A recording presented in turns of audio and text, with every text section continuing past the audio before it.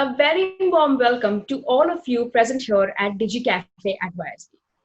Well, over the past few years, many of you have heard or attended or participated in the AKYSBI's flagship program called as Cafe at YSB. There were many such prominent personalities and icons that have come on board with us and shared their journeys, challenges, opportunities, and moreover, their profound experiences that have been captured in their success stories. We believe that Cafe at YSB is highly inspiring to the youth and Jamaat alike. However, while times are changing and technology is progressing, so is our format. Thus, Aga Khan Youth and Sports Board for India now presents to you this program in a brand new avatar called as Digi Cafe at YSB. This program will now reach to you in a digital format through our channels, and you will be able to watch them, be inspired, imbibe learnings, find insights, and hear stories of our esteemed icons at your convenience and ease. So let's begin our first program with the guest for today, Mr. Zohib Islam Amiri and Ismaili, who is a former captain of the Afghanistan football national team and has played for numerous football clubs.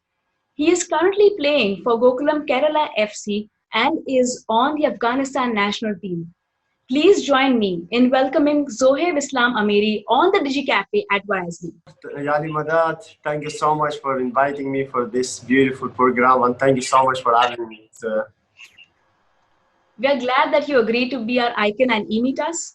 So before we jump into the conversation, we'd like to show a short glimpse of you and your journey over a video.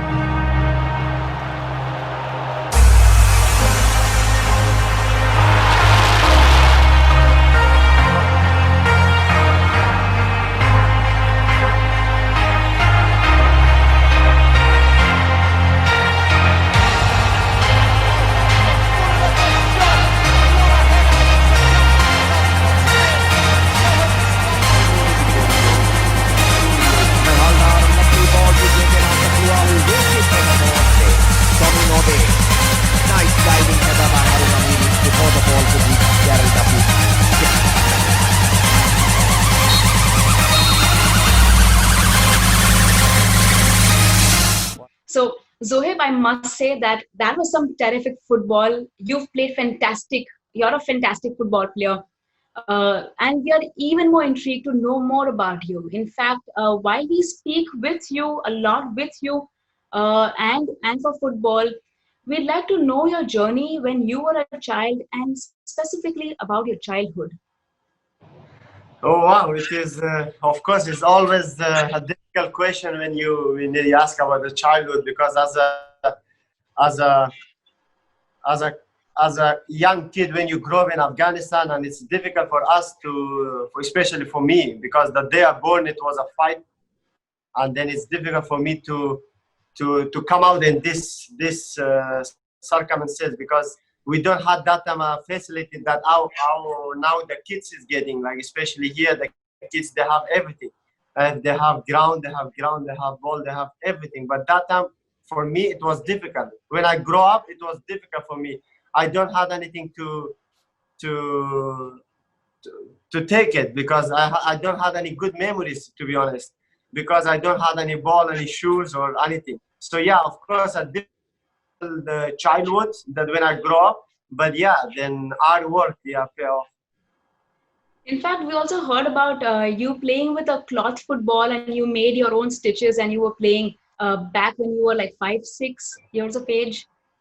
Yeah, because that when I was in Afghanistan, it was difficult to get a ball, because we don't have that much money, and then we don't have that permission to just go and ask our family that can you buy a ball, because it was not an easy time. Yeah, because we are making our own ball, and then we are playing on the street and all that. So of course it was difficult, but yeah, somehow we managed to make a ball, and then you have to play, you know. We'd also like to know, while you were in Karachi, while you were in Kabul, and you traveled as a refugee to Karachi, how has that journey panned out for you? Uh, as a, like, of course, it's difficult for my family that time that to find a base, and like finally we find a base in Karachi, Pakistan, that every Ismaili was almost there from Afghanistan. Everyone was going to Karachi, and then when I went to there, of course, for me it was difficult because I was young, and to change in a country to go and see everything was different. It was hard for our family, to be honest. As a kid, also for me it was difficult, but yeah, somehow we managed. And then I can say, uh, when something is something want you to become something, so you have to face a lot of challenges. So of course, when we become refugee, that time it teach me a lot. It showed me that something that no, we have to do something. So yeah, of course it was difficult, but yeah, so when you don't have challenges, you're not gonna successful. So you have to face all the challenges. I'm sure. In fact, we'll know more about this. While you were 6 years of age and you played football and you also enrolled yourself with the Afghan Gymkhana, we'd like to know your story from 6 years onwards to adolescence. Yeah, because when I went to Pakistan, and of course we are playing on the society, and then I got to know that Afghan Gymkhana in Karachi is I think one of the best. I feel one of the best academy in our Ismaili.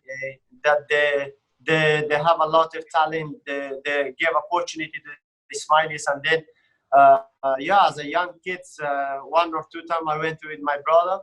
But then after that, yeah, every day I have to go on that ground and play. And when you wanted to enjoy what you love to do, so it's always yeah. So you have to just go it. And of course, for me, one of the best time that I went to there, and I learned so much from a lot of top coaches and a lot of players that is still there in Afghan Gymkhana Karachi. Difficult time, but yeah, it made me grow as a person, you know. So yeah, first step was that. When did you realize that your hobby as football playing is now transforming into a profession?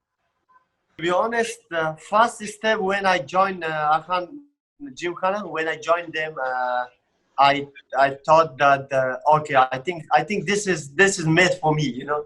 So I wanted to do this.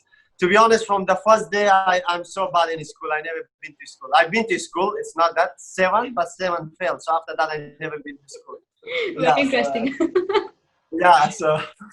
And yeah, so I decided from that time that okay, I wanted to do this, but it's still a lot of families is there. It is difficult to go to your parents that you say that okay, I want to be a professional footballer or I want to be a professional cricketer, because the mentality in every parent says, they say like okay, what they'll give you sports. It's still they say like sports not give you anything. So you just be an engineer or you have to be a doctor or something, that you have to have a bright future. But then, of course, it was a period that I say like, okay, now I'm going to decide to be a professional footballer. I wanted to tell my family, my dad, my mom. So yes, it was difficult. But yes, when I went to, I always said to my mom and dad that thank you so much for always supporting me, because we need someone like this on a family to support you. I told him that okay, I want to be this, and he's like, okay, if you want to be this, you have to give your everything. So yeah, don't end up to do something else if you're not successful, because it's difficult. If you're not successful, then you have to work in a company or something. Of course, it's difficult, but when you want to become something, you have to give your everything. And yes, that time I decided that okay, I wanted to be a professional footballer, but I never thought that I want to be this much successful. I want to lead my country. I wanted to come and play in Indian Premier League one day, or I wanted to go and do some stuff. No, I never thought. I wanted to be a professional footballer, to play, to just enjoy. Because when you're young, you don't know that, okay, what will happen after 10 years, after 15 years. You just wanted to enjoy that moment. But from the first day, I wanted to become a professional footballer. So yes, I work hard and then I did it. Yeah, because yeah, it is one of the best and beautiful job in the world. And in fact, when you were only 15 years of age, you got scouted in the Afghanistan national football team. And that's very young. In fact, you've created history to be the youngest player in the country to be on the football list, players list for Afghanistan. How did you get scouted, and how was the journey right around there when you were, in the football team? Oh wow, a beautiful journey. So I can say I come to Afghanistan at the age of 15 for my cousin's wedding. All my family, so everyone, we come to Afghanistan for a wedding. So my younger cousin, he was playing in a club, local club called Shoa FC. So and then I asked him like, can I come training with you? And he's like, yeah, of course you can just come. So first training I did with them, and the senior coach of the team, he saw me. He's like, hey, why not you wanted to play in a senior team? And I'm like, okay. So because I wanted to enjoy, I never thought that, okay, it's gonna be so far. So yeah, the first day I come, they gave me jersey number 9. Of course, in football, a lot of number is there that it is unique. Yeah. So, and I thought like, okay, you sure that you're giving me this? I don't think so I deserve this. And he's like, no, you can get this because I know you're playing good. And that time when I play one game in a senior level, first time ever with Shoa FC, and then I never thought that the head coach of national team, they're scouting for the national team, because we don't have any national team in 2005. That's so around 36 years Afghanistan didn't have a national team. We had national team, but I will tell you on the story that our national team ran away in Italy, all of them. And in 2001 or 2003 something, I don't remember the year. So they ran away in Italy, all the team. That's crazy. So yeah, that is why then the new revolution came in 2005, that they wanted to build a team for the future. They wanted to build a young team in the future. So then I think everything was a dream. Everything was so quick happening that around me that I never thought. So I played the game. After the game, the head coach of the national team came. He's like, okay, I'm the head coach. I'm scouting. You're good. So we are selecting. So almost 200 to 300 boys was selected for the national team at the end of the month. And then it was in one point that I have to choose to stay in Afghanistan or I have to go to Pakistan with my family. Then I told my mom, dad that, okay, this is happening. What do you want me to do? And they're like, if it is like this, go ahead, just try. But make sure that you have to give your 100%. But they are not, no one was believing. No one, to be honest, I was not even believing that. I was the youngest. I was like a kid in front of hundreds man that I wanted to be. But every day they are cutting 10, 15, 20 people. And then at the end of the day, I was on top 30. So that was a dream. That was something that never thought, never expected, that how quick it happened. But beautiful, you know, when you get chance to represent your country, that is one of the most beautiful moments. So yeah, that is what I start my journey in the national team. In fact, that's very inspiring. The magnitude of your performance in the national football team is extremely inspiring when out of like so many candidates, so many players, you get selected and then you become the national football captain. So tell us more about how you got chosen or how you succeeded to become the national captain for Afghanistan. So first of all, first of all, when you're representing your country, your target is only to play for your country. That's it. You don't need think higher, that to want to be a captain or you want to be a leader or something. So from the first day when I got selected for the national team, that was a dream for me.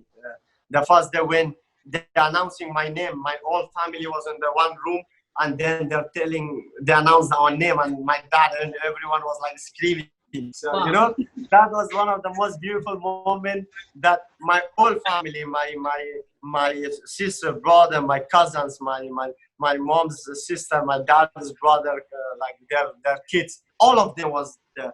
So that is what I start my journey. But in one time, I thought that, okay, I think I can lead the team. I have that capability that I can lead my country. But I was ready, but I can't say to the coach that I want to be the captain, because when you're young and you have so many other players, like 20, 25 more players in the team, that they're age-wise, they're bigger than you, older than you, yeah. So it's difficult that they're gonna be listen to me or not, or they're gonna do something. That's why it's difficult. It's risk also. But 2011, when they announced first time my name as a captain, wow, it is one of the most beautiful. Of course, when I select the first day in the national team, that was a dream. But then when you lead your country as a captain, that is one of the most beautiful thing ever. That you are in a 25 million population, you are number one. So yeah, so it feels so good, of course. But that 6 years of my journey till I become the captain, a lot of hard work, a lot of dedication, a lot of good performance. Then when you want to be the captain, when you want to be the leader, you have to have all the boxes tick mark. So then you have to be there. Yeah, so that was the most beautiful journey, that it took me 6 years to be the captain. And then, yeah, almost I lead my country from 2011 till 2017. Oh, that's interesting. That's a long journey. Yeah. In fact, we'd like to know that, sometimes when we look at icons like you make it sound so easy and so simple, that you became a captain, you led the team, you're the number one player in the whole country during your tenure. What according to you, is your biggest achievement by far? My biggest achievement by far is, I can say, on 2013 South Championship, when we become the South Asian champion. So South Asian champion is like including India, Pakistan, every country is there, and two beautiful countries that they are in part of my story, Pakistan and India. And then to come and beat them and then be the champion, and you're the captain and you holding the trophy, that is one of the most beautiful achievement. Yeah, for me individually and career-wise, one of the most beautiful years of my career. 2013 is one of the most beautiful. We win the South Championship. Never happened in the Afghanistan history that we win a cup. Never. And I was the only one that Picked up the cup. that achieved for my country. So one of the most beautiful achievements. Yeah. In fact, when we also hear about Afghanistan playing in South Asia Football Federation, and when we looked about Afghanistan's journey there, there were like performances where we would see Afghanistan, other countries would say, it's Afghanistan, one of the team will knock them off. What are your thoughts on those? Like, how easy was it? Yeah, I'll tell you about this. I remember on 2005, when first time we built a team that to participate first ever international tournament, SAF Championship in 2005 in Karachi. And that was in Karachi, that I'm going back home. And that time, of course, the journey was too difficult from Kabul to Karachi. It take us days that we reach, because no flight, nothing. We reach at night, then in the afternoon and the evening we have a game, and they score 9 goals. So that first 4 or 5 years, I can say, every team wanted Afghanistan on their group, because they are like, okay, easy team, we're gonna score more goal against them, and then we're gonna take 3 easy points, and okay, Afghanistan is other side, let's think about other team. But they don't know that we have that dedication, we have that hard work, that in 6 years we become the favorite, we become the South Asian favorite. That time no one want to us in their group, no one. And the first time I remember in 2011 when we reached on the final in Delhi, we are one of the best team. That time we are the team that is scoring 7, 8 goals against every team. We are one of the best team, yes. And then of course we lost in the final because the referee was Indian and we are playing against India. It's difficult. But yes, and then that disappointing time, and then after that in 2013 we go as a runner-up in 2011, and then 2013 we go to become the champion. That is one of the most beautiful journey, and that is what I can say in a country when you struggle so much, when you see so many things, and then you are hungry to achieve something. That is the only thing that we can bring a smile on their face of our people in Afghanistan. Football is the only sports. Football is the only reason they smile, they sit in front of the camera, they watch in front of the TV. To be honest, I'll give you one example. If you go to Afghanistan and national team is playing, suppose 5 o'clock in the afternoon or evening, sorry, or 2 o'clock, every shop is closed. Everything is closed. No one, if you go to the shop and buy 1 lakh stuff, they're not going to sell you. They say like after the game comes. They're not selling you. Wow, that's interesting. Yeah, this is what Afghanistan, they love football so much. So Zohib, speaking about matches, and we see how entertaining and interesting they become at times. There are reasons when you watch competitive matches and leagues, and players would seem to have fatally injured themselves, fall on the ground, and any minute they would just bounce back into their game. And sometimes, interestingly, it's mostly true that players do get injured. Have you, while you played your ace game, have you got injured, and how did you react to it, and how did you overcome that?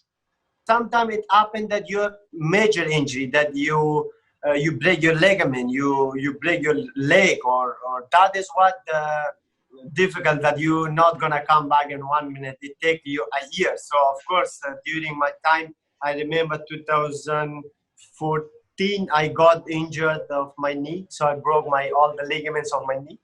So I broke ACL, MCL, and meniscus, all 3 of that, and that is why it took me 4.5 months to come back to the game.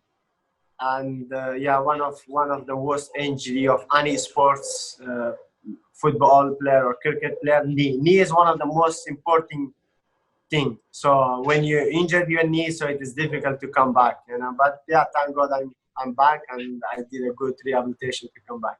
To be honest, knee, it takes normally 6 to 9 months when you come back.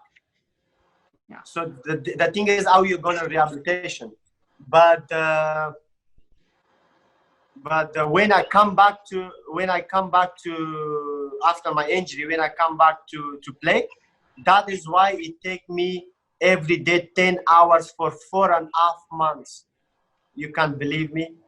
4.5 months, I don't have 1 day off. I don't have nothing. So every day in the morning, I wake up, go to a rehabilitation center for 10 hours every day, and then at night come back. So this was my part of routine for 4.5 months in London, in the clinic, that I go in the morning, spend 10 hours on the clinic, then night come back. So it take me that long, to be honest. Yeah. When you look at these matches, and you are hopeful to play more matches and avoid injuries, in most positive situation, this video certainly will go live in 2020, which means that football fanatics and football enthusiasts are excited about FIFA World Cup. What are your upcoming plans for FIFA World Cup? What are your preparations, and are you looking forward for the 2022 Qatar World Cup? Of course, we are in a position that we can dream it. So the only thing in the world is free as dream, that you can just dream about something. Then if you dream, you have to work hard to achieve your dream. Now in a group that we are third on the group of World Cup qualifying, we are in a good position. If we beat Oman next 3 games, if we beat Oman, India, and Bangladesh, so we gonna qualify for the second round of World Cup qualifying, so that we can dream it. We are a step closer. So of course we are busy preparing for World Cup qualifiers. We have 3 more games remaining on the group, and because of COVID-19, of course, we can't do anything. But yeah, now the target is to just play as good as we can. That we have to win these 3 games and to qualify for the second round. We wish you all the best for the upcoming matches for FIFA and any other matches, and we'll be very keenly looking forward to see you on our television screens playing and cheering for you. Thank you. When people advance to professional levels, there are mentors, consultants, or even sports coaches that play a crucial role in a sportsman's life. We'd like to know more about your mentor or coach, or share any incident that you have with our viewers. To be honest, you have to have someone next to you when you're doing something. Like, that doesn't matter if you're a professional footballer, if you're a teacher, or you're doing anything in your life. You need someone to guide you always. So like this, I have someone that I always share my ups, down, my performance, everything. My best friend, he stay in London, and he is one of, for me, I can say he criticized me if I not play good. If I play good, he encouraged me. So I'm someone that always on the phone with him after the game, and then I say like, okay, what next? What should I do? If I'm not performing, I call him and I take advice, because I know age-wise he's older than me, but he's like a brother for me. He's someone that when during my injury, he supported me so much. He was someone that stood by me, and he was the one that he showed me that how can I come back stronger. So that mentality you need in life, someone to be with you always, to support you in every way. If you're performing, support you. If you're not performing, support you. So he is the only one that is guiding me. So I can share anything with him. If I'm not sleeping well, if I'm not performing, if I'm not eating well, so everything. So he is the one that he tell me everything about that how you have to do. He's someone that almost 10 years with me, so part of my journey. So yes, you need someone in your life. So I have this guy that is helping me out. Great. That actually winds up with some set of questions about Zohib Islam Amiri. We'll now move into another round, which is called as the rapid fire round.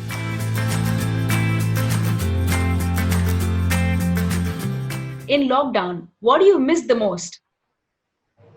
Football pitch. Okay. A thing that you do every day without missing, even in lockdown. Running. Okay, that's interesting. What is your superfood? Pasta. Okay. Jersey number? Now number 4. Okay. If it came true, what would be your superpower? Superpower. Oh, difficult. I can Superman. Okay, very interesting. Okay, that winds up to the 5 questions that we've asked you. Well, that was an inspiring conversation. We truly enjoyed it.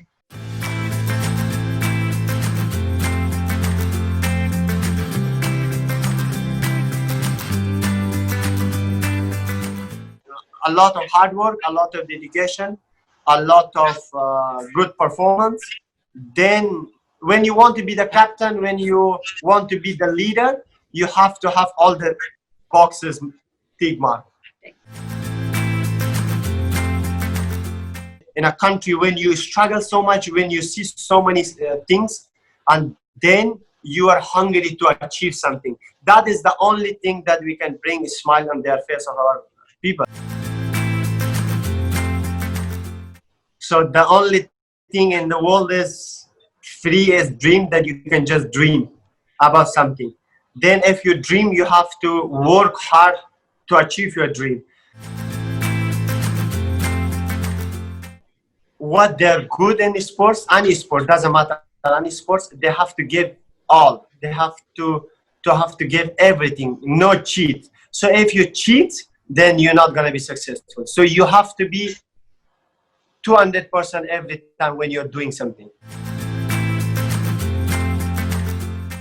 Social media, sometimes it's too much, because we're spending almost 10 to 12 hours in a social media. I think it's not a good idea.